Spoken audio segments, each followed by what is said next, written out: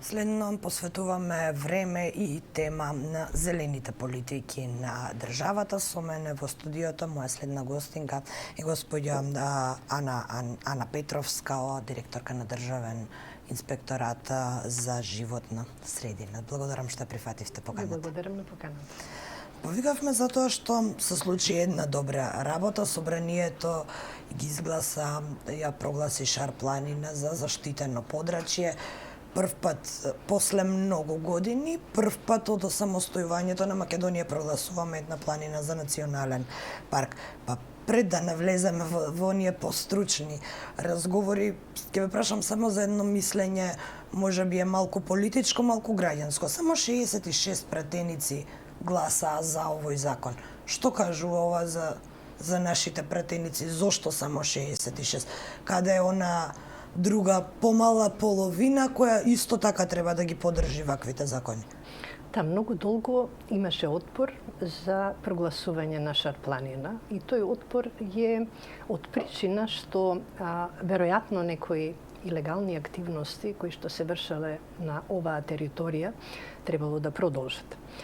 За среќа, Министерството за животна средина и просторно планирање, а особено министерот Насер Нуродини, препозна дека заштитата на Шар планина може да направи голем исчекор во заштитата на природата, за одржливиот развој и за развој на екотуризмот. Така да сметам дека се создадоа политички услови покрај тоа што нема големо мнозинство, дека заштитата на природата веќе се препознава како многу важен предуслов за економски развој на локалното население и токму затоа сметам дека оваа бројка кажува дека се менуваат состојбите. Значи, од 2002 година, кога јас сум вклучена во овие процеси за заштита на Националниот парк Шара, мислам дека сериозно сме напреднати.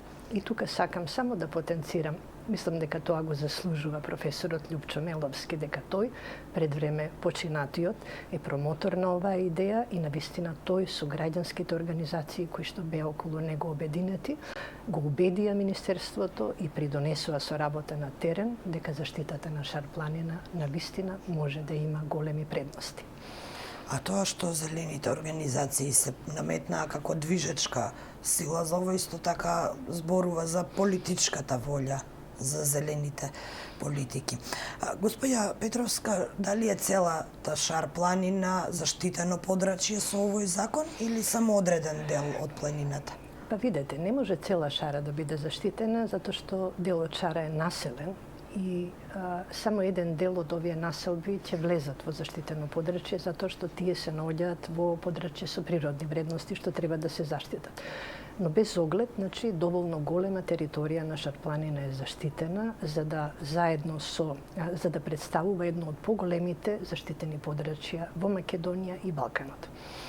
Сега треба да се направи установа која ќе раководи со овој дел, но какви промени тоа ќе донесе во вашиот инспекторат?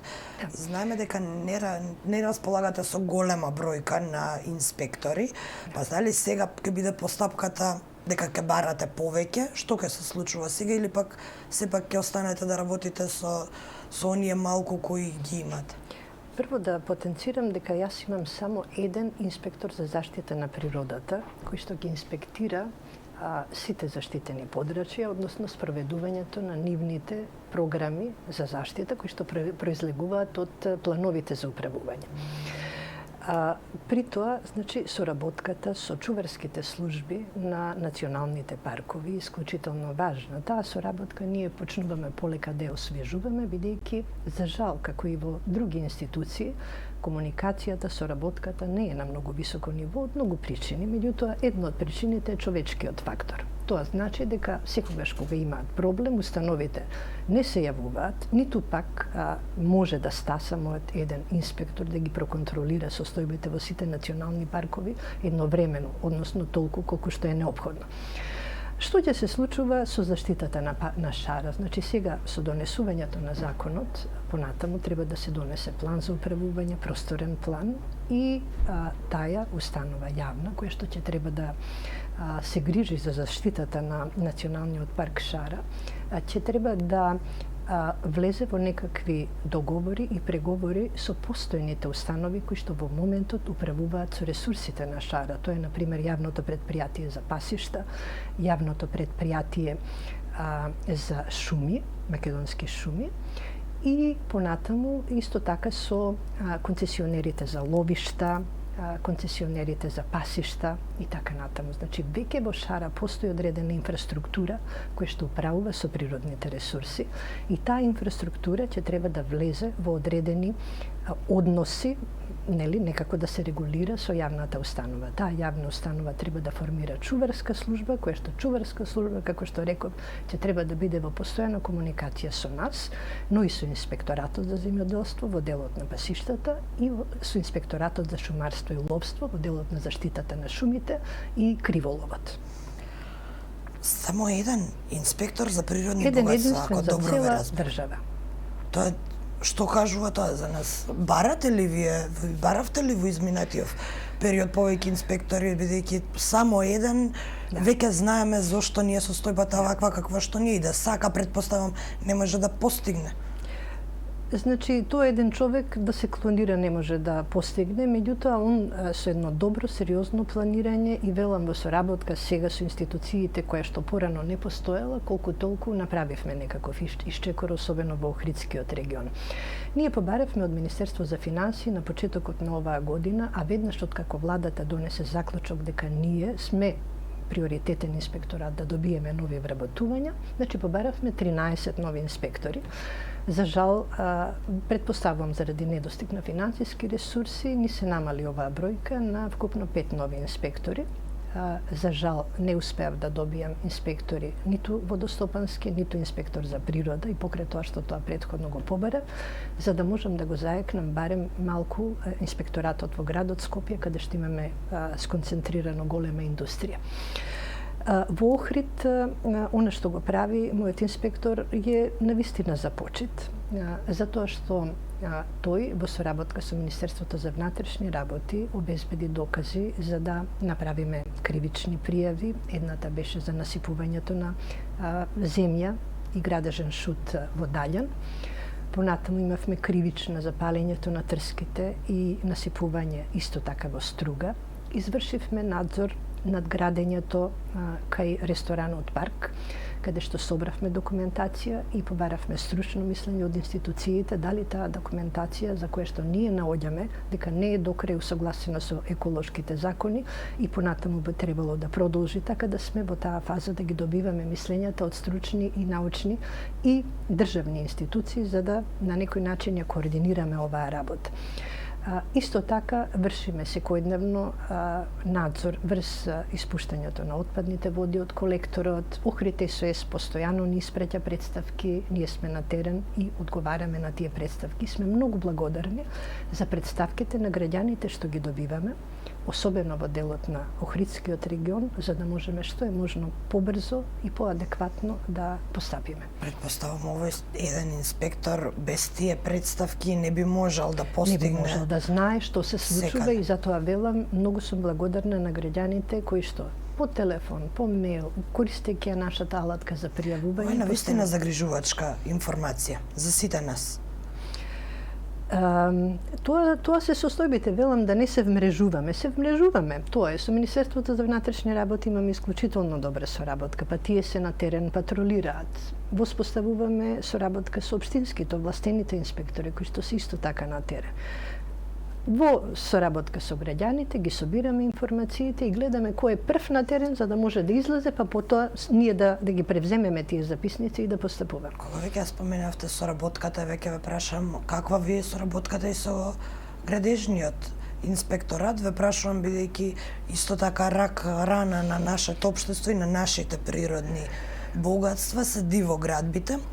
Се сеќавате сега скоро дека имавме и обид да се донесе нов закон за легализација на дивоградби, кој што ги вклучуваше во првото свое решение и заштитените подрачја, па потоа се откажа од таа идеја, но каква ви е соработката со тој инспекторат конкретно кој треба да ги лови дивоградбите и да не заборавиме информацијата дека според Државниот завод за ревизија во последните 2 мандати апсолутно ништо не е срушено од дивоградби.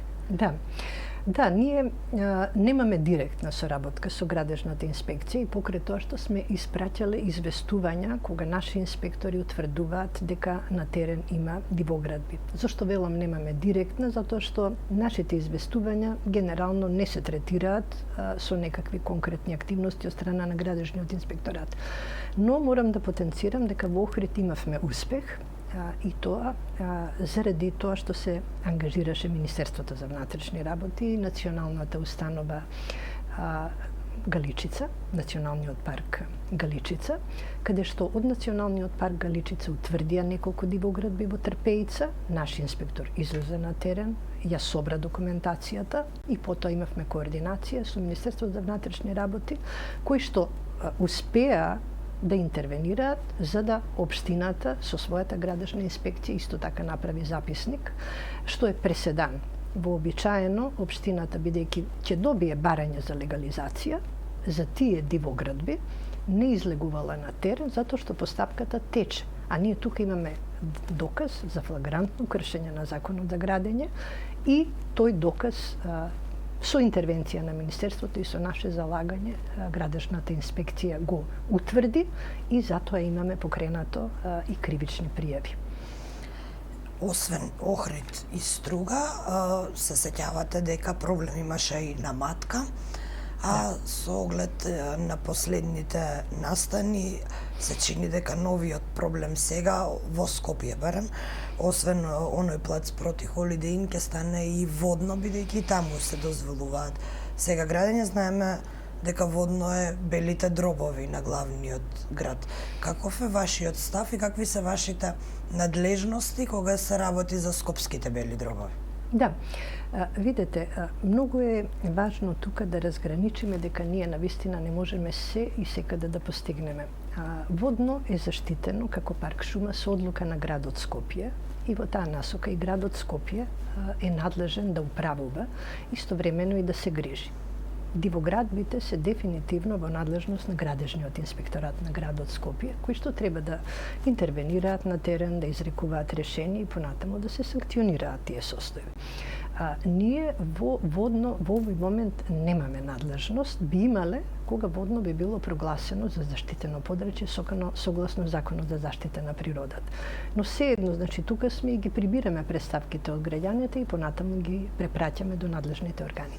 Што се случува со мазутот? Тоа е еден скандал кој се појави во јавноста по едно истражување на ИРАЛ-а, а од тогаш наваму не престануваат новинарските интересирања за оваа тема. Речиси еднаш неделно задолжително гледаме во медиумите сторија или за мазутот, или за истекување на опасни материи од еден од некој од големите индустријски капацитети. Да. Значи, ние се вклучивме по налог на владата заедно со Државниот пазарен инспекторат во испитување на состојбите со мазутот. Државниот пазарен инспекторат изврши надзор над складиштата на увозниците, истовремено и постапува заедно со царината при увоз на мазут и селектирано земаат примероци се со цел и уште на самиот влез во државата да се спречи увоз на несоодветен мазут, каде што царината го испитува сулфурот, а останатите параметри согласно правилникот за квалитет на течни горива ги испитува пазарниот инспекторат со акредитирана лабораторија. Ние пак се вклучивме во делот на користењето на мазутот, бидејќи ние вршиме надзор врз емисиите од инсталациите. Во меѓувреме направивме анализа кои се оние институции, односно инсталации што имаат на залиха мазут, од кои што најголем број беа болници, истовремено и одредени загадувачи, како Фрутирка Делчево, Фени Индустри, Кнауф, Еленица, значи вкупно околу 16 институции. Во комуникација сме со Министерството за здравство за да ги добиеме што е можно побрзо резултатите од испитувањата на квалитетот на мазутот. Во Фени анализи на мазутот правеше Државниот пазарен инспекторат. ние издадовме решение исто така за проценка на квалитетот на мазутот во рек Битола и во рек Осломе. Во рек Битола веќе има одредени анализи за тоа дека има отстапување на еден параметар. И ние понатаму ќе истражиме дали тој еден параметар со согорувањето на мазутот може да направи штета врз животната средина и доколку да, ќе превземеме соодветни чекори. Истовремено разбравме дека мазут производувале, така наречен мазут во државата произведувале и две компании, едната Blue Technology од Тетово, а другата Sans AG од Штип. Blue Technology е наш надзор, значи таа има добиена интегрирана дозвола, меѓутоа имајќи предвид дека пазарниот инспекторат утврди дека квалитетот на тој така наречен мазут не е соодветен, бидејќи се произведува од рафинирање на отпадни масла, ние побаравме одземање на интегрираната дозвола. Слично нешто имаме и во Sans AG, каде што ние уште минатата година побарахме одземање на Б интегрираната дозвола која што има издадена општина Штип. Како се случи толку загадувачи да имаат дозволи? Кој го проверува ова пред да ја издаде дозволата? Видете, тоа е една постапка која што е утврдена согласно Законот за животна средина.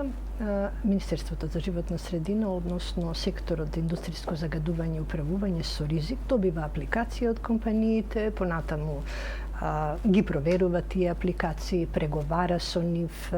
Во голема мерка овие процеси значи подобрување од претходната пракса пред да го имаме Законот за животна средина и овие дозволи.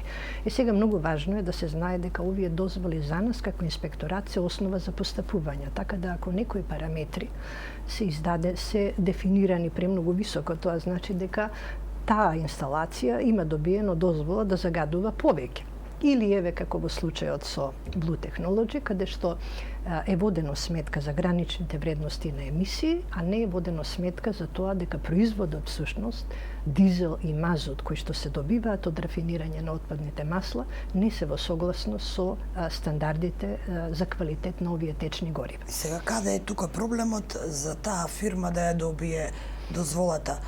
Практично еден очигледно не работи според закон. Кој е тој? Дали е тој институцијата што ја дава дозволата? Кој го прави на прекршување кое што не води до беззаконие, што во случајов е зголемено загадување на животната средина? Тоа е таа фрагментација на надлежностите. Мислам дека тука колегите може би направиле превид при издавањето на дозвола, а може би и не, затоа што правилникот за квалитет на течни горива е во доменот на Министерството за економија и тука е таа фрагментираност и некоординација помеѓу институциите. Наместо да се праша Министерството за економија дали овој производ е во согласно со правилникот за квалитет на течни горива, фокусот бил на емисиите, односно заштита на животна средина во самата инсталација, без да се води сметка дали тој производ, ако некој друг го согорува, ќе направи проблем.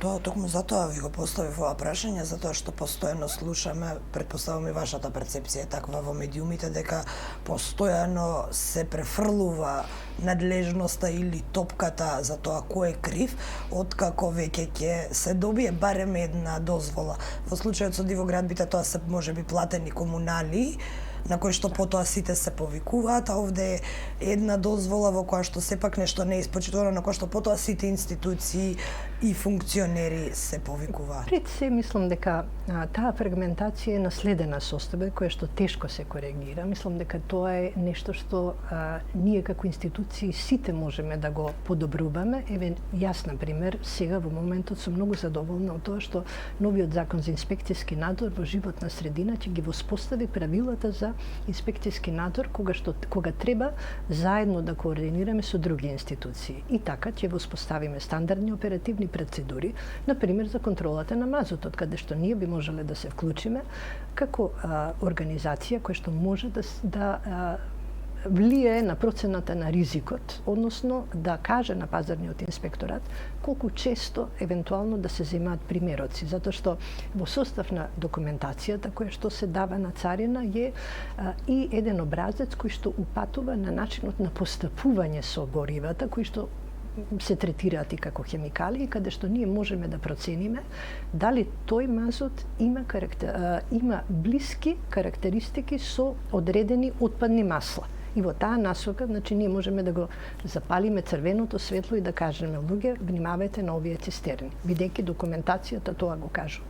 Се согласувате ли вие со идејата за зелени такси? Ова го прашувам бидејќи мојата околина, луѓето кои се совесни, а голем дел од нив се и членови на зелените или на граѓанските организации кои се грижат за животната средина, голем дел од нив и рециклираат и се борат за рециклирање и не се загадувачи, па дали тие треба да плаќаат зелена такса на сметка на големите загадувачи и тоа на секое поле, почнувајќи од мазутот до отрови во водите, во реките, во изворите, па се до оние дивоградби до сечење на зеленилото. Да. Да, видете, сега тука има повеќе пристапи во дефинирањето на еколошките инструменти кои што вклучуваат и еколошко оданичување. Секако дека една јаглеродна такса, која што во Западна Европа веќе се користи, каде што се зафаќаат CO2 емисиите, а тие CO2 емисии се всушност показател за тоа колку гориво трошиш. Тие би биле дополнителна алатка на оно што во моментот го имаме со Законот за животна средина како надоместоци. Тоа го предвидува Законот за климатска акција, веројатно тоа нема бргу да се случи, меѓутоа велам дека тоа е една праветна алатка која што всушност адекватно на емисиите, на количината на гориво ќе ги оданочи големите загадувачи. И нормално дека тоа е нешто што треба секако да се случува и кај нас. Меѓутоа, знаете како, многу поедноставно е да го воведеш данокот кај граѓаните кои што преку набавка на одреден производ ќе ги оданочиме. И лесно е тоа. Дали е праведно, не знам. Многу е важно да се собираат пари, значи навистина да се соберат пари кои што ќе се користат за еколошки проекти. Дали за тоа ќе се користат но пари? наменски средства кои што не само ќе одат во буџетот, туку ќе биде видливо и ќе се користат за намалување на емисиите пред се. Ке го завршиме разговорот со Охрид и Шар планина. Охрид се најде на листата на загрозени наследства на УНЕСКО, му се заканува одземање на статусот, а еве Шара е пред предизвик нов статус. Каква е иднината на овие две важни локации за нас? Да, ќе започнам со Шара, која што е во зачеток и која што можеби ќе ги исправи грешките кои што сме ги имале со управувањето со другите заштитени подрачја. Значи, тоа би било многу важно за државата да се научи од претходните искуства на Галичица, на Пелистер, да не ги прави оние грешки, односно на некој начин повторно да се хомогенизираме околу тоа, да се спречат илегалните активности, бидејќи илегалните активности се она што пречат во заштитата на природата. Собирање на лековити растенија, нормално дивата сеча, криволовот, дивоградбите, испуштање на загадувачки материи. Тоа е оно што мислам дека може да се направи во координација со сите институции. Во делот на Охрид навистина ми е многу жал што и покрај тоа што државата навистина настојува да ги поправи работите, немаше многу време од состанокот во Баку да се постапи по сите забелешки. Ние како инспекторат, пак ќе кажам, државата не препозна како некој кој што може да биде координатор на овие активности, особено во делот на нелегалните активности. Ние по законот за управување со УНЕСКО подрачјето, член 13, ни дава можност да вршиме мониторинг врз спроведувањето на планот за управување.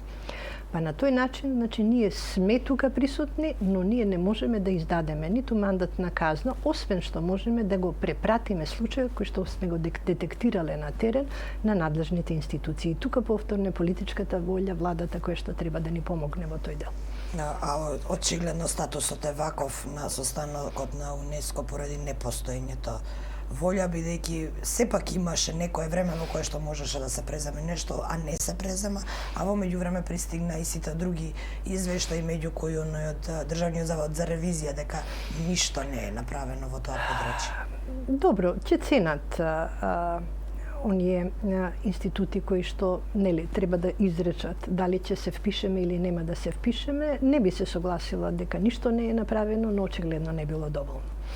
Господја Ана Петровска, благодарам што прифативте да бидете дел од денешниот утрински брифинг. Ова е една од најважните теми за нашето здравје, ако ја иземеме COVID-19, пандемијата, воздухот, водата и она што не обкружува е една од најважните работи. Ќе се согласам и навистина ви благодарам за поканата. Благодарам и на вас.